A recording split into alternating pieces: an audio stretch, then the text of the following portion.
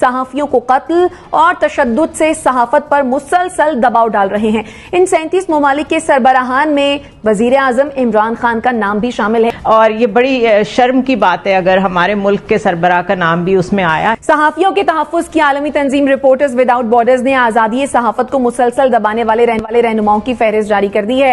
Report के मुताबिक ये रहनुमा अपने अपने मुल्क में सेंसरशिप, सहाफियों को कत्ल और तशद्दुद से सहाफत पर मुसलसल दबाव डाल रहे हैं। इन 37 ममालिक के सरबराहान में वजीर आजम इमरान खान का नाम भी शामिल है कि उनकी हुकूमत आने के बाद मुल्क के इलेक्ट्रॉनिक, प्रिंट और सोशल मीडिया पर मुख्तलिफ तरीकों से पाबंदियां आयद की गई हैं। जुनैरा, आप क्या कहेंगी, क्या तबसरा करेंगी इस पर? इस पे क्या तबसरा करें, जिन लोगों के नाम है उसमें तैयब अर्दगान भी हैं और तकरीबन वो लोग हैं जो कि इमरान खान साहब को बहुत पसंद है। तो लीडरशिप के फ्रेमवर्क्स होते हैं, स्टाइल्स होते हैं, एक ऑटोक्रेटिव होता है, अथॉरिटेरियन होता है, ये दोनों एक ही होते हैं। ऑटोक्रेसी में बिलीव करते हैं कुछ लीडर्स। फिर एक पार्टिसिपेटरी होता है जो कि ज़्यादातर डेमोक्रेसी की डोमेन में आता है कि पार्टिसिपेशन मैक्सिमम होती है। और थर्ड होता है डेलीगेटिव। डेलीगेटिव ये होता है कि जो ऊपर बैठा हुआ बंदा होता है उसको कोई सेंस इतनी चीज़ों की नहीं होती, तो वो डेलीगेट करता रहता है और उसमें बहुत ज़्यादा कंसेंसस डेवलप होता ही नहीं है चीज़ों पे। तो फेलियर जो है वो ज़्यादातर थर्ड कैटेगरी में देखा गया है और फर्स्ट कैटेगरी में देखा गया है when it comes to freedom of expression. तो हम सब जानते हैं सेंसरशिप है और इतनी ज़्यादा है कि अगर आपको डायरेक्ट कोई अप्रोच नहीं भी कर रहा तो एक माहौल होता है, एक एनवायरनमेंट होता है जिसमें आप सेल्फ सेंसर करते हैं अपने आप को। और ये बड़ी शर्म की बात है अगर हमारे मुल्क के सरबराह का नाम भी उसमें आया है। ये सभी का हाल है शायद कि जब वो लोग इलेक्शंस जीत रहे होते हैं उस वक्त उनको मीडिया बहुत अच्छा लगता है क्योंकि मीडिया उनकी तारीफें शायद कर रहा होता है उस वक्त, या सही रिपोर्टिंग कर रहा होता है, या वो रिपोर्टिंग उस वक्त उनको ठीक लग रही होती है। जब वो हार के ऑपोजिशन में बैठते हैं तो उनको लगता है कि हम हारे जो है वो भी मीडिया की वजह से हैं और जो जीते हैं वो तो हम अपनी वजह से जीते हैं, उसमें मीडिया का क्या रोल है। क्रिटिसिज्म बर्दाश्त नहीं होता। तो ये वॉइसेस तो दबाई गई हैं, नो डाउट। जिस हिसाब से सहाफ़ियों की नौकरियां गई हैं, इसके अलावा सिर्फ सहाफ़ी नहीं, जो हमारे साथ कैमरामैन जो कि इंटेग्रल पार्ट है हम लोगों का, उसके अलावा एनालिज, एडिटिंग में पूरा डिपार्टमेंट, लोगों को इस तरह उड़ाया गया है जिस तरह वो इंसान ही नहीं थे। तो आप जितनी मर्जी सराय खोल लें, पनाहगाहें खोल लें, अगर आपने लोगों से उनकी नौकरियां और उनकी आवाजें छीन ली हैं तो ये बड़ा जुल्म है। ठीक, एनबीसी क्या कहेंगे? इस फहरिस्त में वजीर आजम पाकिस्तान इमरान खान का नाम भी शामिल है। हाँ, मैं कोशिश करूंगा कि मैं तल्ख ना हूं और मुझे गुस्सा भी ना आए, क्योंकि मैं ये सब कुछ बर्दाश्त कर रहा हूँ। 40 साल 45 साल हो गए मुझको। मैं समझता हूँ कि ज़ियाउल हक़ का ज़माना भी था एक, जब मैं बहुत जूनियर था और मैं कॉपी लेके जाया करता था सेंसर ऑफिस। PID कहते थे, पाकिस्तान इंफॉर्मेशन डिपार्टमेंट, और वहाँ बड़े सीनियर लोग ऑफिसर्स बैठे होते थे इंफॉर्मेशन के।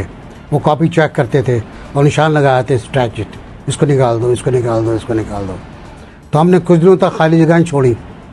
फिर उसके बाद ख्याल आया किसी जनरल साहब को, शेर अली खान थे कौन थे, कि ये खाली जगहें बदनाम कर रही हैं, चुनांचे हुक्म आया कि खाली जगहें भरा करो। अच्छा, मुझे अफसोस ये होता है कि चलो फ़ौजी तो ज़ाहिर है सेंसरशिप के आदी होते हैं, हमारी जो इंटेलिजेंसिया है, जो दानिश्वर थे हमारे, जो वहाँ सेक्रेटरी इंफॉर्मेशन थे, जो वहाँ डायरेक्टर्स थे, वो भी शामिल हो गए उनके साथ। और मुन्नू भाई का कॉलम था कोयल की कूक, वो सेंसर हो गया।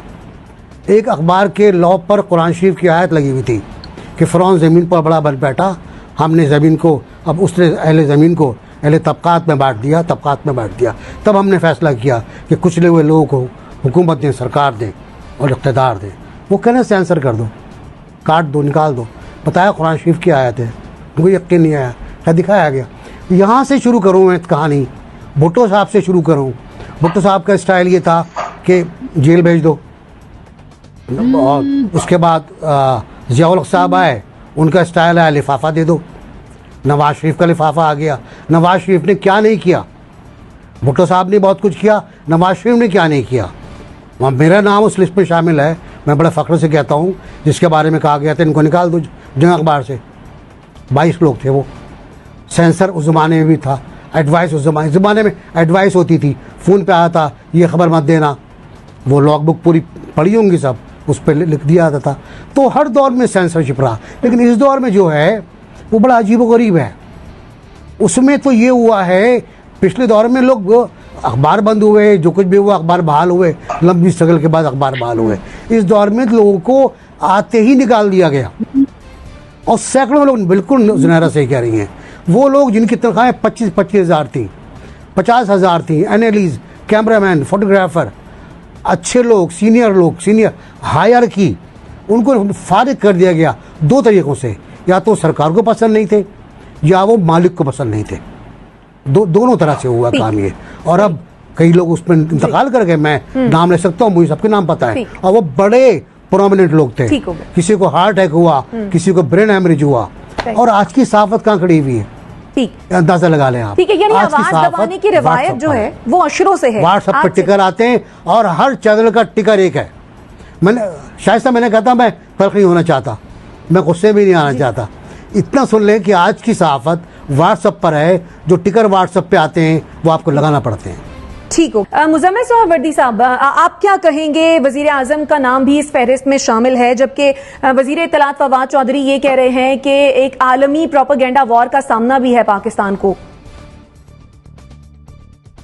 देखें, एनबीसी ने बहुत से वाक़यात दोहराए और एक बात जनरल साहब ने भी की। मैं समझता हूँ पाकिस्तान में 2 तरह की सेंसरशिप्स रही हैं, एक एलानिया और एक गैर एलानिया। एलानिया सेंसरशिप में आपको पता होता है कि ये कवायद और ज़वाबित हैं सेंसर के, और मैंने इसके मुताबिक काम करना है। और गैर एलानिया सेंसरशिप जो होती है, जिसे अनरिटन सेंसरशिप कहते हैं, जिसके लिए कोई कानून, किसी कायदे का सहारा नहीं लिया जाता, वो बहुत डेंजरस है। जैसे कि आजकल कोई लिख पढ़ के सेंसरशिप तो नहीं है। जो वाक़यात एनबीसी सुना रहे थे वो तो लिख पढ़ के सेंसरशिप थी ना, कि आपने कॉपी दिखानी है, उसका एग्जीक्यूटिव ऑर्डर हुआ होगा, उसके रूल बने होंगे, उसमें कहा गया होगा कि ये मजाज अफसर जो है कॉपी साइन करेगा, उसको वो अख्तियार दिया गया होगा, कोई ना कोई कायदा कानून होगा, लोगों को पता होगा कि ऐसे हो रहा है। ये जो अनरिटन सेंसरशिप है ना, जिसके बारे में मुझे नहीं पता कि मैं क्या कहूँगा और वो किसको बुरा लग जाएगा और उसके नतीजे में मेरे ऊपर क्या सख्ती आएगी, ये बहुत ख़तरनाक है। आप देखें, ये जो एक बात है ना कि एक अनजाना सा खौफ, आज के जो हम काम कर रहे हैं वो एक अनजाने खौफ की फ़ज़ा में काम कर रहे हैं कि किस बात, कौन सी बात किसको और कब बुरी लग जाएगी, और उसके जवाब में उसका रद्द-ए-अमल क्या होगा। क्योंकि वो रद्द-ए-अमल किसी कायदे और कानून के तहत तो नहीं होगा, क्योंकि सेंसरशिप किसी कायदे और कानून के तहत नहीं है, तो इसलिए उसका रद्द-ए-अमल भी किसी कायदे और कानून के तहत नहीं होगा। इसलिए मैं समझता हूँ कि ये जो अनरिटन और अनडॉक्यूमेंटेड सेंसरशिप है, ये बहुत लीथल है, और ये दुनिया में इसकी बहुत कम मिसालें हैं, और इसके नतीजे में इसीलिए मसाइल भी ज्यादा पैदा हो रहे हैं। ठीक हो गया। और मैं समझता हूं कि अगर गवर्नमेंट कोई सेंसरशिप लगाना चाहती है तो उसे लिख पढ़ के कानून बना के लगानी चाहिए, नंगी चिट्ठी लगानी चाहिए। ठीक हो गया। ये जो अनरिटन सेंसरशिप है ये गलत।